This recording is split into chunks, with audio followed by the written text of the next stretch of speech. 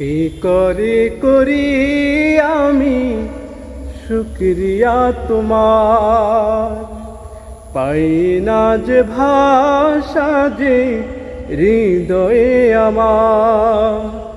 কি করে করি আমি শুকরিয়া তোমার, পাই না যে ভাষা যে হৃদয়ে আমার। ও আল্লাহ, তাই তো বারে বারে বলি আলহামদুলিল্লাহ, তাই তো বারে বারে বলি আলহামদুলিল্লাহ।